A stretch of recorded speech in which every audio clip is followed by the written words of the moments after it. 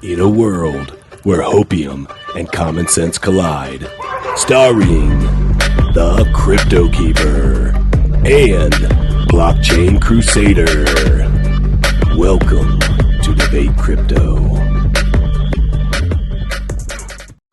Crypto fam, it's your boy CryptoKeeper, and we've got a special guest today, the one and only Crypto Wendyo. How you doing, Wendy?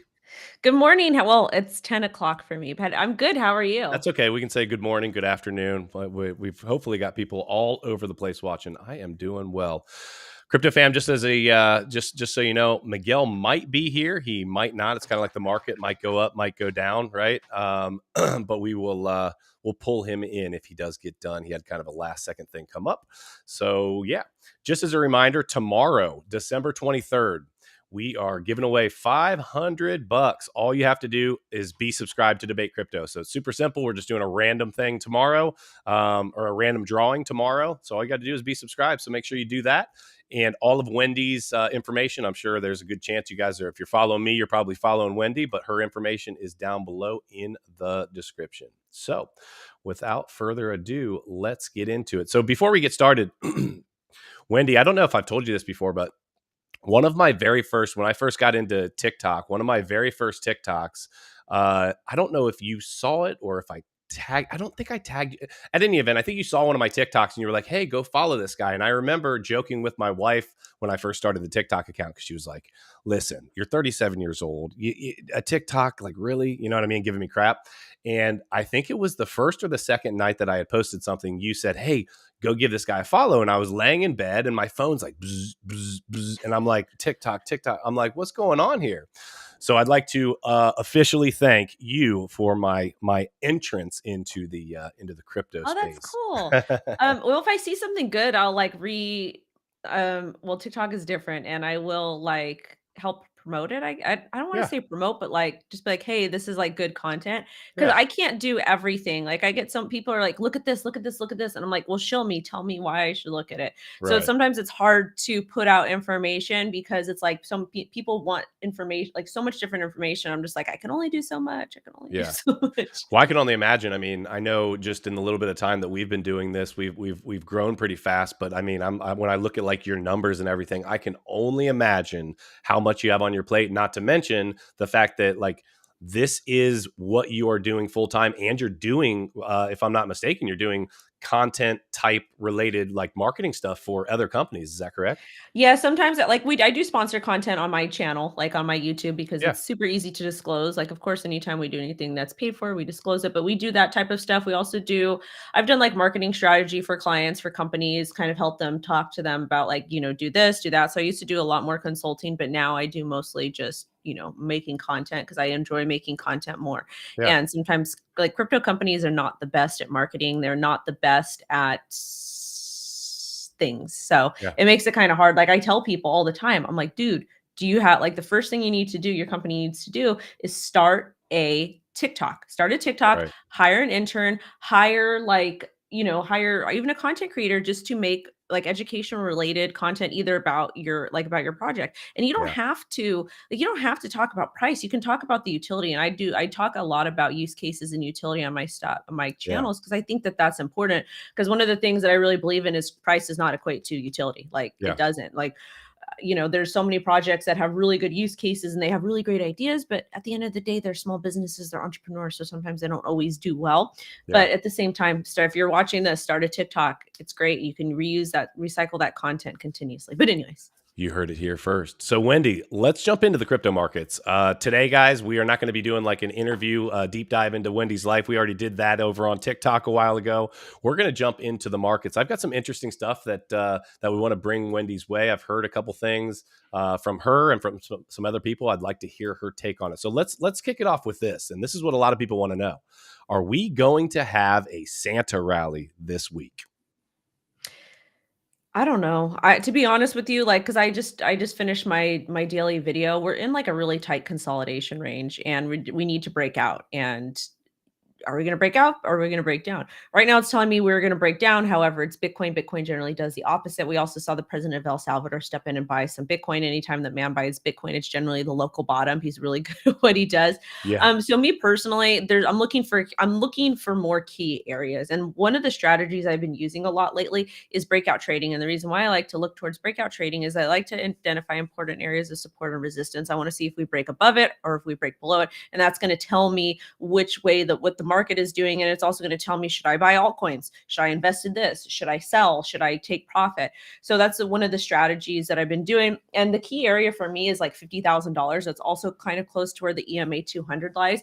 And also $52,000. Like if we get it back above 52, 53, we sustain, we're going to do really, really well. So for the beginner that's in the chat and they're watching this and they're saying, well, wait a minute, like where is she getting these numbers from? So like just an example, you said you're doing breakout trading and you came up with some numbers, 52, 53, 48, those numbers, where are you, are those Fibonacci extensions? Like where are No, you well, pulling I this mean, from? if you do Fibonacci extensions on a shorter time frame, you'll be able to see them. But I like the best piece of advice I can give you guys is learn what support and resistance is. It's very, very important for trading. Even if you're dollar cost averaging, I think that it's important for people to just learn the basics of a chart. Like what's a green candle, what's a red Yep. candle, what is a swing wick high, what's a swing wick low, like when does the markets close, different things like that. I think it'll help give you an edge. Investopedia is free, you guys. Investopedia is 100% free. You can go there. You can search anything you want. It's going to have all the basic information. It's going to have examples. Sometimes they have videos. And if it's a free resource, so why not just kind of educate yourself on it? But I got those areas from looking at previous important areas that Bitcoin has tested or tried to test Yeah. and hung out around. So those are kind of important areas I want to see. I draw trend lines, all kinds of stuff. You can use Fibonacci. Fettuccine extensions or retracements. I think it's Tyler Crypto that uses those, but it's funny. But that's where I get it. And I go ahead, like every Sunday I go live and I analyze the market and whatnot. So Yeah, that's actually kind of what my next question was. So we know, or at least I know, and if you're watching, you now know, Wendy, you're a trader. So can you share what trader, TRADER, not TRAITOR, just to be clear. All right. Can you share with us like what your crypto routine looks like? So let me explain a little bit more. So when you look at the markets, like, are you doing any leverage trading, which has you obviously, most people anyway, constantly, checking the charts, or are you doing some more laid back things? Like, what's it look like when you wake up in the morning? What's the Wendyo trading / investing routine look like? So this last month has actually thrown me off because my daughter's school is closed. So things have been changing a little bit. And with that being said, I have more duties and things to do at home. So I try to get up between 3 and 4 a.m., cover because I have to pull content for the news. I want to Yeah. create, and then I have TikTok content to create. I don't really post anything important on Twitter because it's just such a cesspool. It's not even worth my time. I'll post like whatever there, but I try to really, prepare a really great news show, look at the charts and whatever. So basically one of the strategies that I've been doing is more just kind of like taking a step back and watch the market. I'm not really day trading. If I see a really great setup, maybe I'll enter in a long or a short, but that type of trading has slowed down for me a bit just because the market has a lot of other opportunities. And if you're patient, things end up paying off. And that's why we've done really well with the moon bag strategy, because the moon bag strategy, you invested something, you pull out your initial, you pull out your profit, and that helps. So sometimes, like I have bags from summer of 2020 or summer of 2021 that are completely gone. So Right. all those moon bags are to zero, but I've removed my initial and profit, whatever. Yeah. So it kind of depends on, like, I'll analyze. There's some newer positions I have that I have to manage those. So all of that stuff kind of happens in the morning. And I do want to address a comment in the chat. Somebody said, Wendy, do you feel like constant paid content makes some of your audience not trust your word? How do you stay within the lines of pleasing your audience and your clients?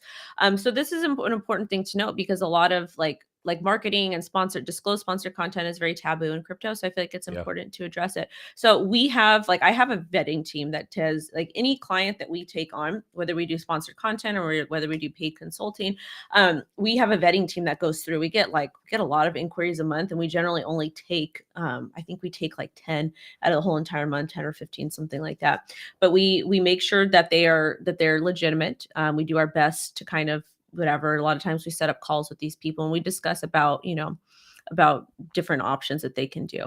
So one of the things about, with paid content is I disclose, I let my audience know, hey, this is sponsored, this is paid. And another important thing to note too is that I don't talk about price if I take paid content, if I do sponsored piece, because I don't think that that's really like, I don't Okay. think that that's good to do. No, So that's we a say, good thing to know. That's yeah, awesome for me to know as we get, more and more people asking us to do yeah. paid content. Yeah, we don't really talk about price. The only time I will talk about price is like if I like if it's a really cool project and like if I'm like, okay, I really like this and I do decide to invest, maybe I'll cover a chart, but that's on me. And then also on my Sunday night live stream, we take altcoin requests. So you literally can shill me whatever you want. Nothing is paid for on the stream. So we go So you ahead have and we just customers or not customers, you have people coming on to your live stream and literally tossing out and you're well, just it's grabbing. in the chat. It's in the Yeah. chat. Okay. So, and like when I, before a piece is sponsored, I'll be like, "Hey, this is sponsored." So my audience Right. knows, and if they don't want to watch it, they don't have to. And the people that have been with me long enough know that we kind of talk about utility and that I'm very honest in what, I'm addressing in my personal opinions. Like, and I Yeah. sometimes I'll ask questions and whatnot. So, I mean, the choice is yours. Nobody's forcing you to watch it, and nobody's also forcing you to buy anything. It's Yeah. just kind of whatever. I totally agree. We've done one piece of truly sponsored content. We did it over on TikTok. I get asked all the time about it. I will tell you one of the things you'll probably get a kick out of this. When I just had one this morning, we get them every day, just like I'm sure you get 10 Yeah. times what I get. But if the email that comes through is written in absolutely just can't hardly understand English, like literally pass. Like I just don't because I think that it for me immediately it feels like, hey, this person either didn't take the time. Like somebody called me ma'am, said I love your videos, ma'am. I was And I meant was to send that to me. I mean, but like it's what we do is like we have like if we somebody's like, hey, we want to do blah blah blah blah. We're like we send out a vetting sheet. On the vetting sheet, there's like 10 questions and okay. they have to respond to that and they have to fill that out. And some of times it's pretty time consuming. I've had like really great clients be like, I'm not filling this out. And I'm like, well, I Right. can't work with you. If you Right. can't help me make sure that my audience is safe or Yeah. that you're not a bad person, I'm not Yeah. gonna help you. And then on that same vetting sheet, we have like terms, we have like 10 or 15 terms, like we're disclosing Yeah. we don't talk about price. We're not promoting charity stuff. We're going to do this, and this, so that they know what the terms are. And none of those terms are non-negotiable. Like you can't come in and be like, you have to show this, and you can't disclose, and automatically it's a no. And we're like, we're not working with you. Like we have to not only we have an obligation, like I have an obligation to myself, but also to Yeah. my audience too, Yeah. to be honest and transparent. Be like, hey, and even like if it's something that's not sponsored we cover all different types of crypto on the show. Yeah. Also, if I'm invested, I'll say I'm invested. And I also let my audience know if I'm invested, that means I'm going to be taking profit. I don't Right. have to, it's not my obligation to tell you when I'm taking profit, but just know that I will be taking profit. I will, like most of the time, I will be making a moon bag. So Yeah. it's, but we're kind of transparent about all that stuff. I And think we it admit when needs we're to wrong be. too. Yeah. I think it needs to be. I don't know why in the crypto space specifically. Like when I started into social media, and it might have been this way for you, I wasn't expecting this to turn into a business opportunity. I really wasn't. I got into it just for some fun, and then it just kind of evolved to that. But maybe you can tell me, why do you think it's such a polarizing topic in crypto? Do you think it's because there's so much scammy stuff that goes on that it No, like really what's the takes time reason to, no, I the mean, reason what it is a lot of people are mad and a lot of people get upset about things and they target people who they target people. I've been in the space for a long, long mhm, time. Been in the space for a long time. And the first time somebody got mad at me for doing paid disclosed content, it wasn't even I was at a conference and it was in LA and they said they gave me a free ticket to the conference, but they didn't even give me like they didn't pay me to do anything. They're like, hey, we want you to do interviews. And I was like, okay. So I interviewed like 10 or 15 people, right? 2 to 3 minute interviews. And I guess one of the projects ended up exit scamming or they thought it Mhm, was an exit scam. I don't know what happened to it, but like people are so mad. They're like, I can't believe you interviewed this person, they're a scammer. I'm like, well, I first off, when I interviewed them, I didn't know. Number right, two, they told me like this was like we weren't compensated for it. Like we interviewed like 10 or 15 people that we put up on the channel. So it wasn't like I just picked this one and put it there. But that was the right. first time somebody got mad. I wasn't even paid. I was like, that's my kind of my job as media is to go to these events and give people a voice. And if I'm discriminating against people or saying, no, I'm not going to interview you, not going to interview you, then that's not like good, I feel like. So Yeah. No, I'm on board with you there for sure. I think the reality is, you can only you've got to do what ultimately is good for you and your follower base, right? And if they're subscribed to you and follow you, hopefully they at least have some trust in you. At least that's what Yeah. I believe. And so the big thing with Miguel and I is if we wouldn't invest in something or we don't believe in something, we're not even going to go there. But I really like, and I might ask you later, Wendy, when we get off here, I might ask you what those questions look like because I think that would be a Yeah, I good mean, thing to they're know. pretty Yeah. standard, and also too, like I'll throw money into stuff like random. Like I'll be like, here's $500, here's 5,000, here's a Right. thousand. So I'll throw money into it, kind of see what happens with it,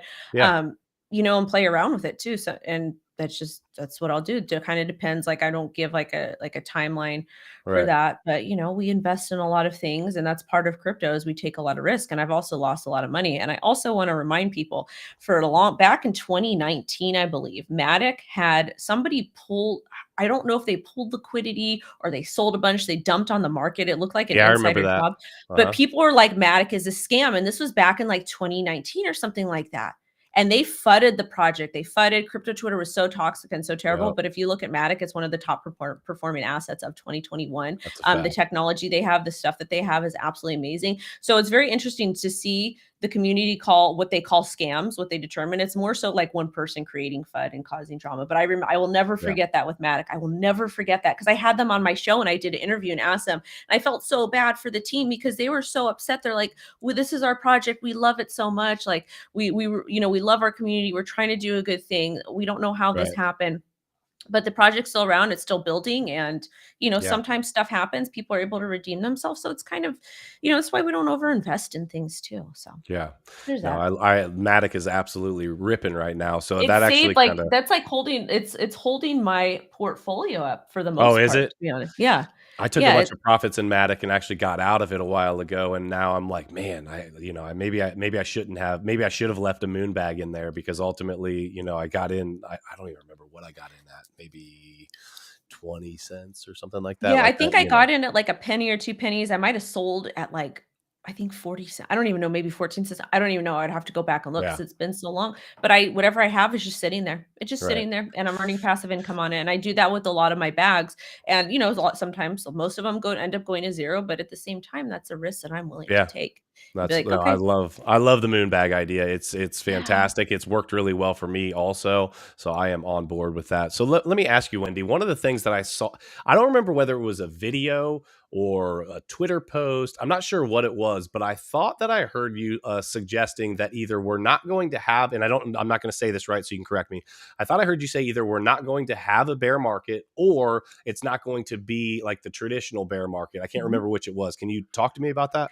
Yeah, so this is again, you guys, this is a theory, and I'm trying to kind of figure it out and kind of Yeah. prove it. But one of the things that I want to know, back in 2017, 2018, we had all this vaporware. We had all these projects that had really great ideas, and I lost a lot of money in 2017, like Hmm. 2018, 2019. Well, not really 2019, but like 2018, the first 2018. couple months, Hmm. because everything went to zero. Yeah. But one of the things to note is that back in 2017, we had all of these great ideas, which was amazing.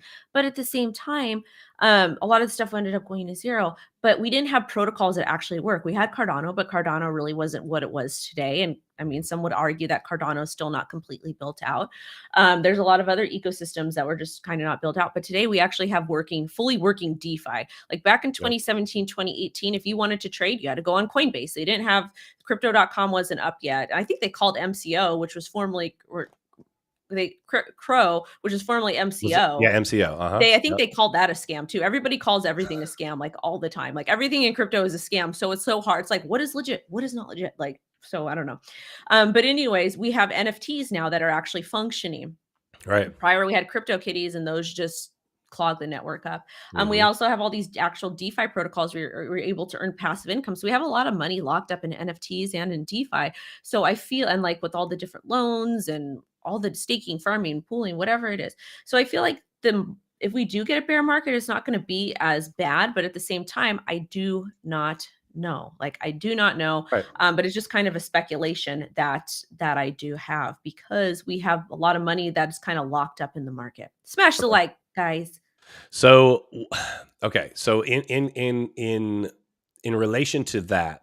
saying that and you'll look back and remember, this time's different or whatever, and that's the thing that people like constantly like we'll talk about, like, oh, be careful about saying this time's different. But I'm kind of with you from the sense that I do feel like we finally have reached like a precipice where like it is going to be different in some type of way, and actually you can already say that it in fact is different because we broke all barriers as it relates to the actual length. We are officially in a length now, might not be much, but we are officially in a lengthened cycle. So I guess my question would be two things. One, why do you think everybody has been, now someone might end up being correct, but so far it seems like just about everybody's been wrong about timing combined with price. So why do you think that is? And then my second question would be, since you think that things are going to be different as it relates to the bear market or lack thereof, or something in between there, what's your strategy?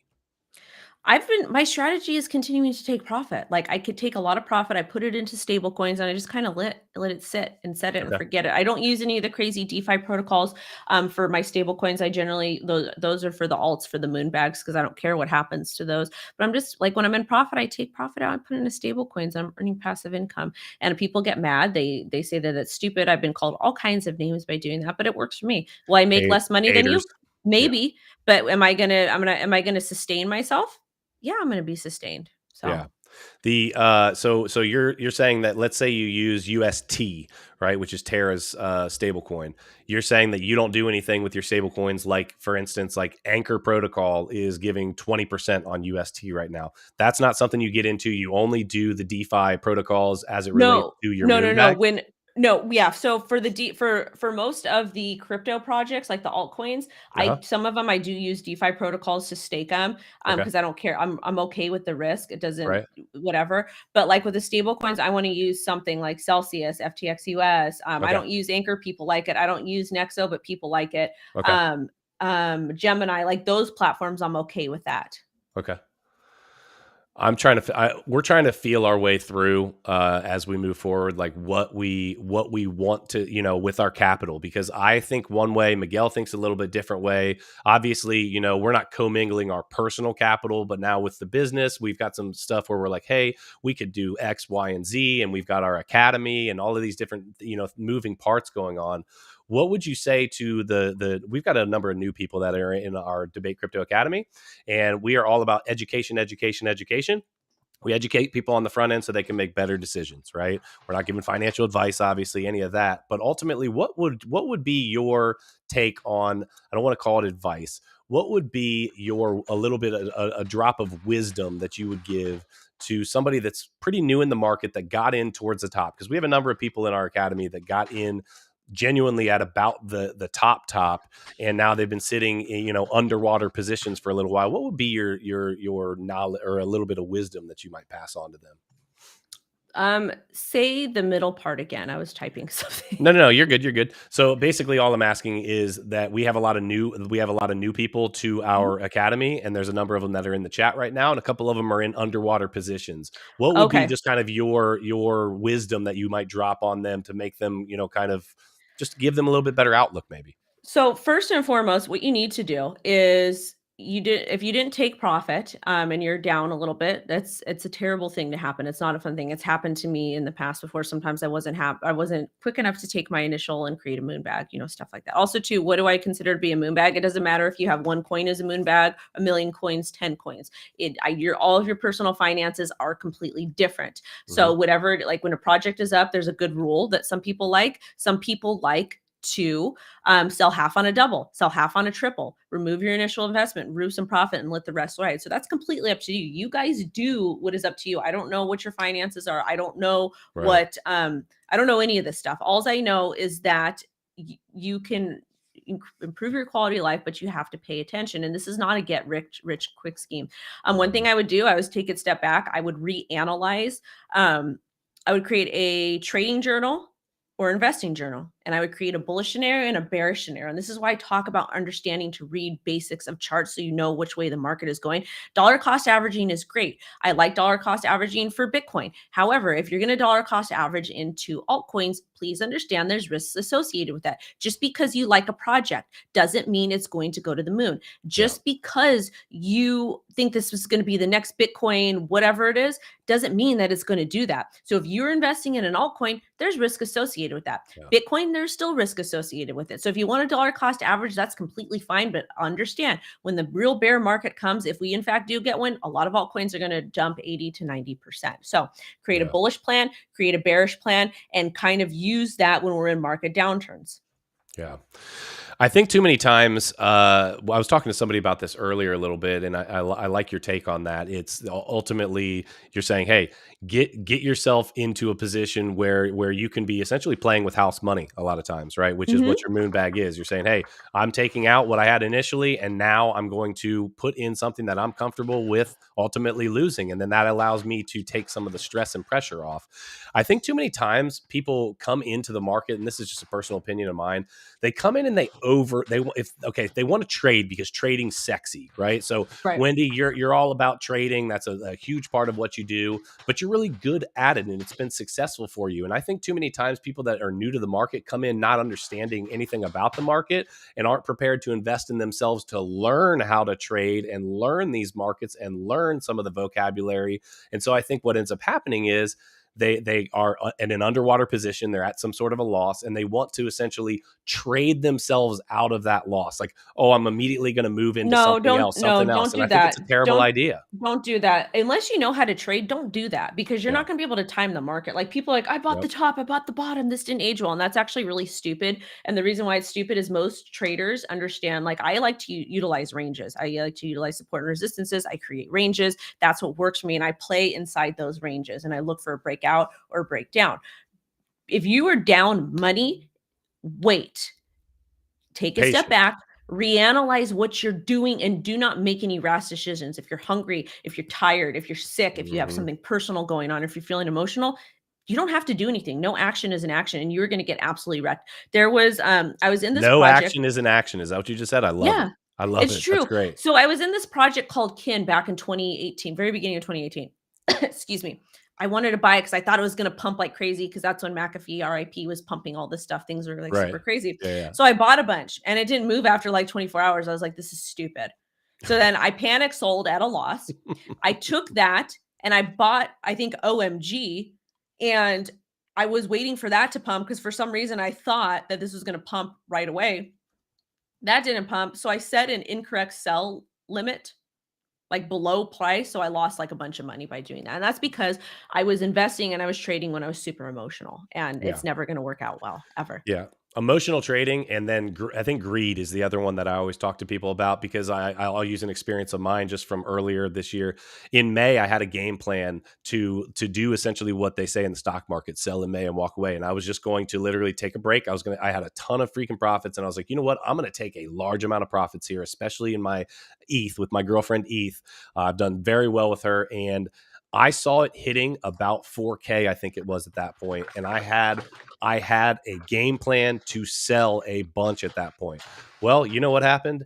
I pulled out of that game plan because I was like, you know what? Heck with that. This thing's running. It's going to keep going. Like, that's stupid. Da, da, da, da. And literally overnight, I think whatever the day was, May 12th, May 13th, whatever that day was, I woke up the next morning and I swear I had to wipe my eyes out again because I looked at my portfolio and it was a six-figure change from what it was the night before when I went to bed.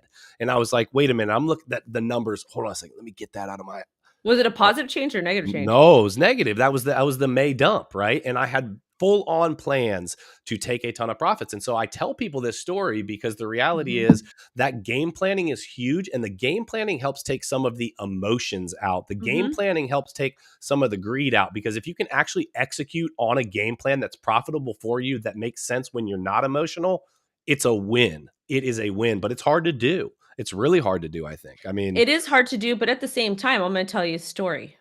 So there's a particular project. I'm not going to say what it is because I'm still invested and I own quite a bit of it. But yeah. there's a particular project that I sold half. I created a moon bag when the project was really low, but I was up like 10 times already. because I Right. forgot something happened. I think I forgot I had something happened. So it was up 10 times and I sold half. Well, guess what? The project has since then like 100 times. Like it's gone up like crazy. So Yeah. if I would have kept, if the thing is, if I would have kept and not sold, I would have had a lot of money or crazy gains. But at the same time, I stuck to my plan and I followed through. And the reason why is because it's not 100% guaranteed that X is going to do Y. So a lot Yeah. of people would probably call me stupid for that. But at the same time, like I was able to get a significant amount of money in stables that I'm earning passive income on. Yeah. And it is it's fine. It's okay that it happened that way because I stuck to my plan. I was like, I'm going to stick to my plan. I'm going to do this.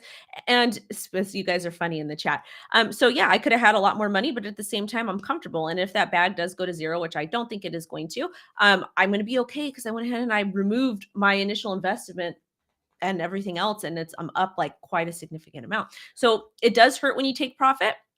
But at the same time, I've seen so many bags go to zero and go away. Hmm. There's a project I really liked. I was invested in. I forgot to make a moon bag. 6 months later, they're like, the project's not working anymore. We're gonna dissolve. I lost like 20 grand because I didn't make a moon bag. Yeah. So it's a love-and-hate relationship, but at the same time, like if you don't want to if you don't want to make a moon bag, if you don't want to take profit out, do what works for you. I'm not your mom. I'm not here to tell you guys what to do. I'm just Right. talking about what has worked for me and how I've been able to build capital in crypto with this current market. And again, you guys, you're not going to sell the top or sell the bottom. Hmm. Most people can't do that. You're not going to be able No. to catch some of these knives. And if you're just learning how to trade, just paper trade. It's okay. You don't have to actually take out positions or put capital on the table. If you want to start doing that, start with $20. Who cares? Profit's not a bad word, and that's something that, I own a construction business, and that's something that sometimes you have to say to a customer, right? And I like to say that to our following as well, because the reality is, did you get into crypto to lose money? No, absolutely not. You got into crypto to make an investment, hopefully to move towards financial freedom. Well, guess what?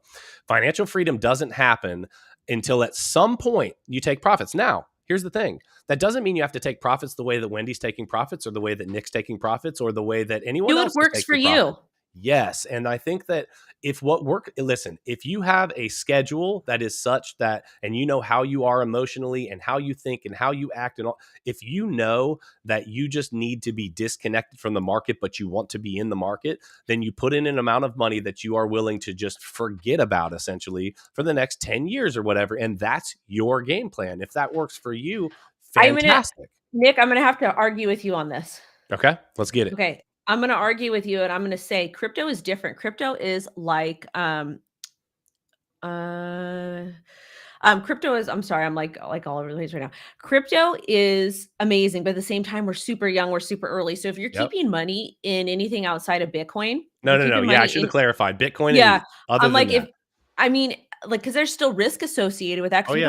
we don't know what the United States government's going to do, but at the Yeah. same time it's like there's people like I'm going to hold project XYZ for 10 years. I'm like No. I probably would not Rethink. do that. Because Yeah. if you go back and you look at Coin Market Cap from 2017, a lot of those top projects aren't there anymore. Yeah. And if Uh-huh. you do say 2013, all these other years, the top projects aren't going to be there, so you're going to lose money. So Yeah. if you make a moon bag with this stuff, you're good. Like you're really really good. So I that's just totally my agree with opinion.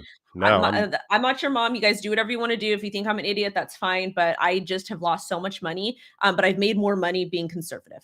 yeah, no, I'm totally with you. I'm pretty conservative as well. I am pretty risk averse anymore. My life was so risky, like in my personal life for so long, and the way that I lived, that I Yeah. think like when my wife hears me talk about like some of my investments and the way that I attack things, she doesn't. She never really wants to get deep into it, but she's asked me a few times, like, well, is that like a risky thing? Da, da, da, da. And when I explained to her that I'm actually pretty risk averse in the projects that I'm in and the way that I attack things, she always laughs because she's like, that's so like not the Nick that I know, but it's been Mhm. very, very successful for me. I've done really well since 2017.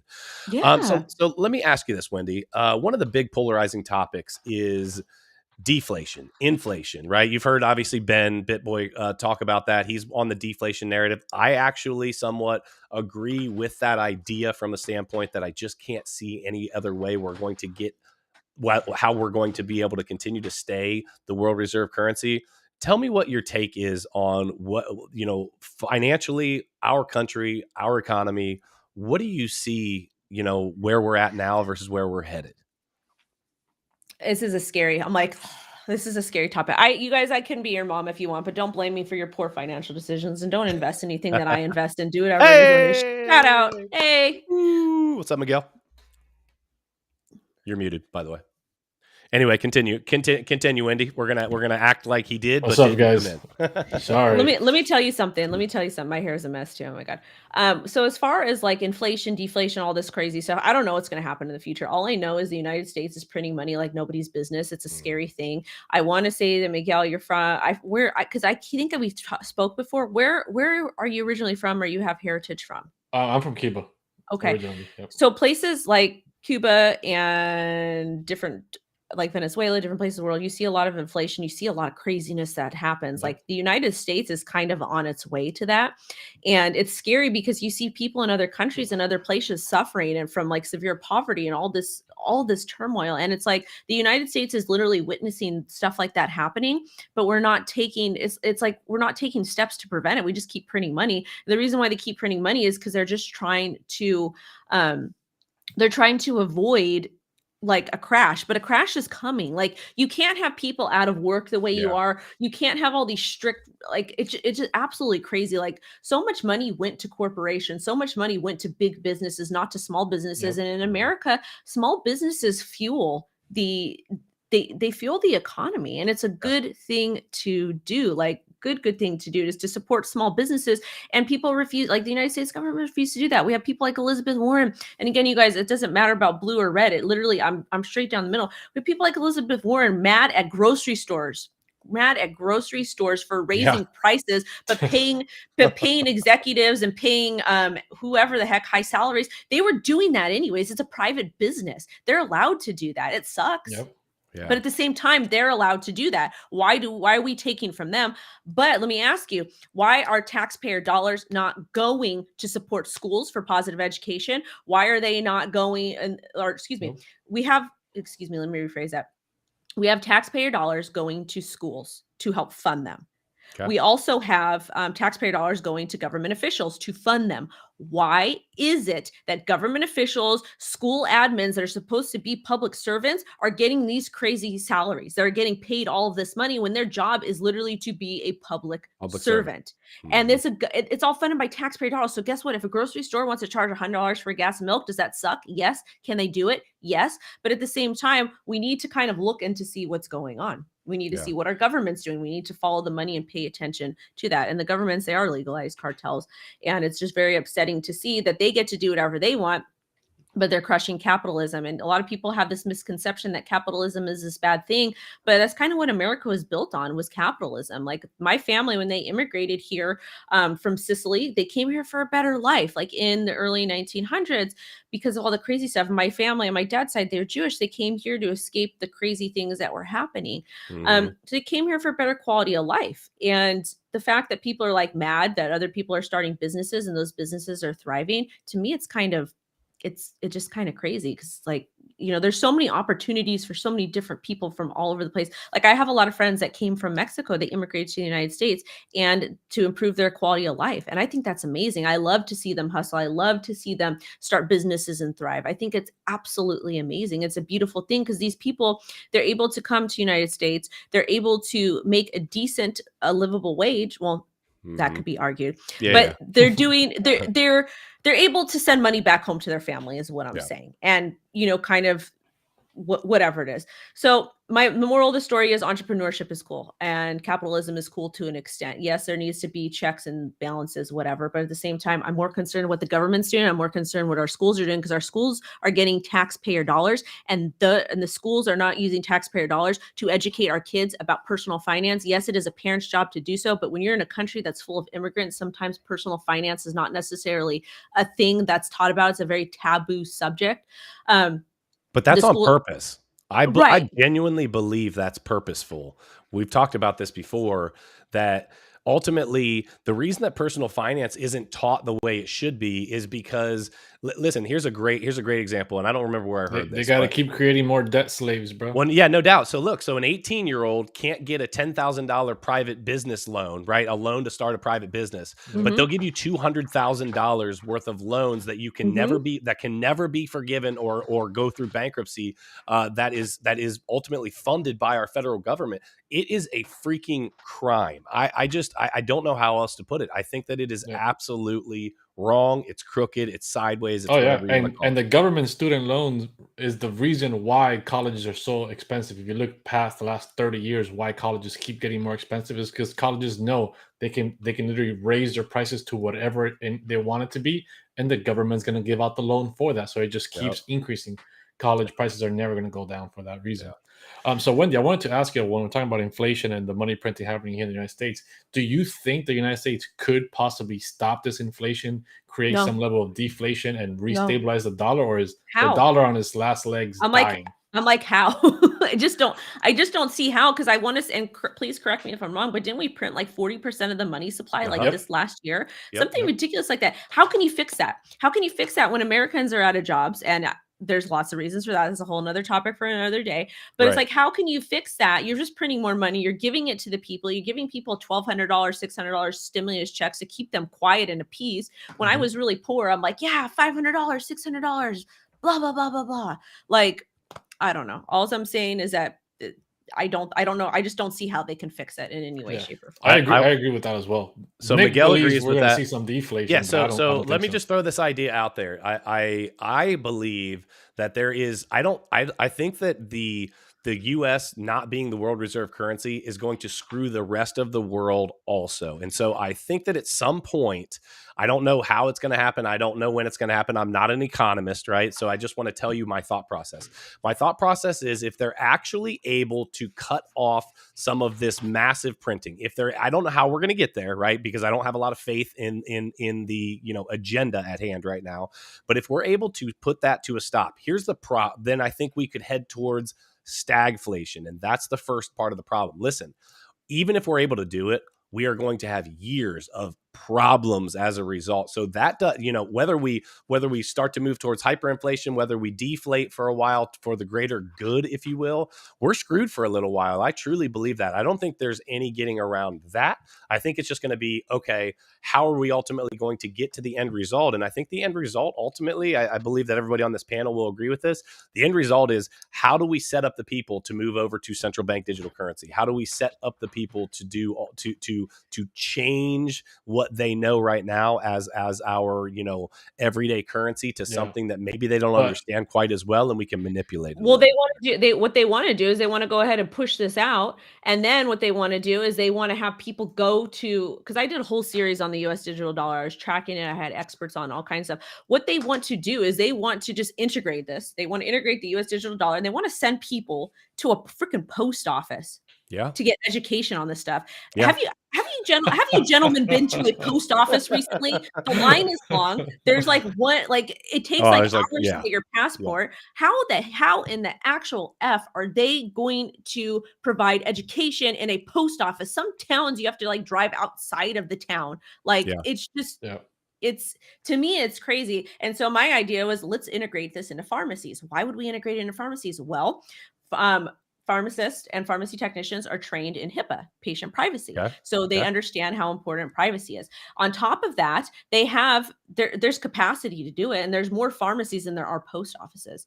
Hold on, I'm sorry. This was an important one. When did you do any other mentoring for females trying to learn crypto? There's such few female voices in the market at the moment. Right now, I'm not doing mentoring because I don't have the capacity. I have a 5-year-old and a family. So it's like, I try to get all my work done by 3 p.m. and do my family stuff from 3 to 7 p.m. So I don't necessarily have time, but I do have a free newsletter. I have a free newsletter. It's on my website, and it is, you can what's your website, Wendy, for everybody on here? All my stuff is Crypto Wendyo, but it's Wendy's white paper. It is 100% free. We've never taken a sponsorship. Even if we did, it doesn't matter, but people are ridiculous. But all of our stuff is free there. And if you have questions, you can ask me and I'll do my best to help, but I just don't do mentoring right now because I don't have the time, unfortunately. I wish I did, but I just don't. So, excuse me. Let me kind of switch gears a little bit. So recently, I think a lot of people heard that you made a big announcement that you moved over and teamed up with the Crypto Knights. So Yes.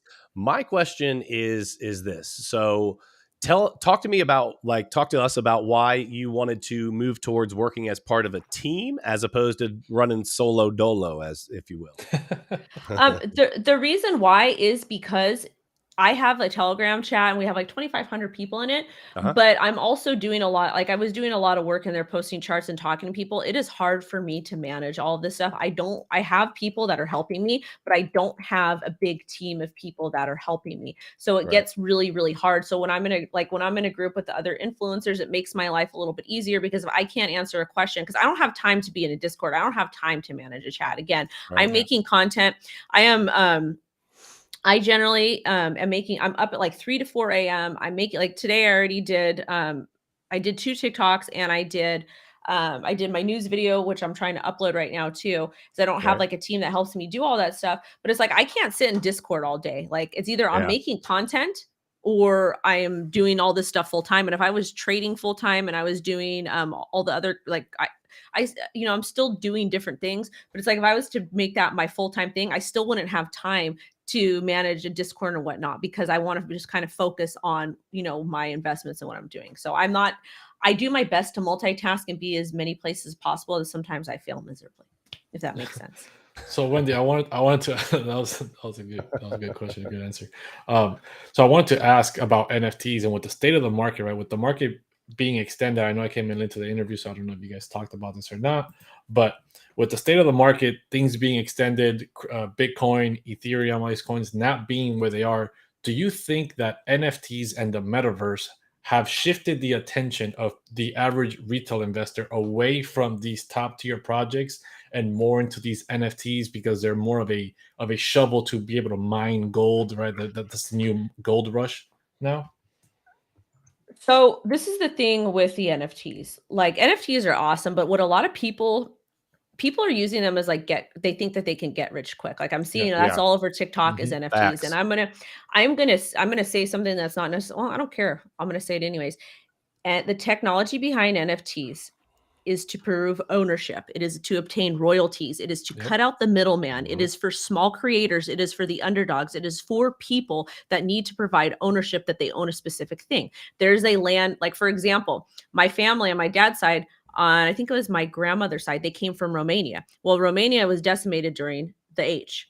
So we went. My cousin, she married a museum curator. They went over there to kind of research the records so we can learn more about the family. Well, because everything was destroyed, we don't have record of our family or our lands or any of that type of stuff.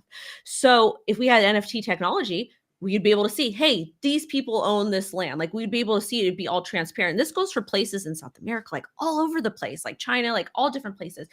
So the actual technology behind NFTs is an amazing thing, but we're using it kind of as a way to make money, which is fine too.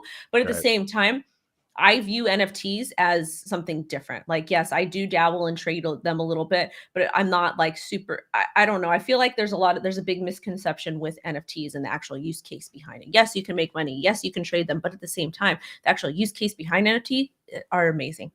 Yeah, I completely agree. I'm super bullish on the technology behind NFTs, Mhm. but what I've disliked from it is the fact that people have been, instead of paying attention to top tier crypto assets, they're just getting to these NFTs thinking they're gonna get rich because a few people have done it, right? Gary Vee talks about the hustle every day, flipping this Oh, and that, and everybody thinks they're gonna get into NFTs, flip them. But NFTs in reality are super illiquid. There's a lot of wash trading. There's a lot of Mhm. crazy, what